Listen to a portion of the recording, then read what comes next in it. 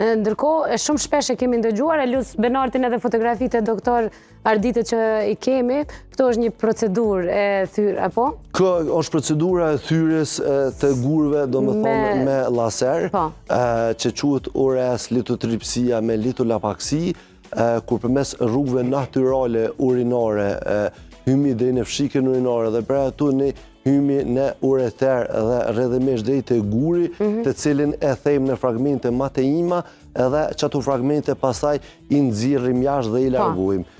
Kjo është procedurë e tillë që realizohet gjatë çdo ditë të punës tuaj me pacientë të ndryshëm. Shumë shpesh e kemi ndëgjuar, jo gur në veshk, po kisha zall në veshk. A ma spjegon pak ku... Tani, kjo puna e zallit është ma shumë ajo shpreha popullore që adin, sepse për ndryshe ato munden me qanë kristalet, që disa herë kristalet nuk mund të shihen me ultrazon, po ndoshta mund të shihen me imazhërit e tjera, për shembull CT. Po ka edhe kristale që janë të 2-3 mm që shihen edhe me ultrazon, për shembull, dhe janë të shpërndara në komplet veshkën.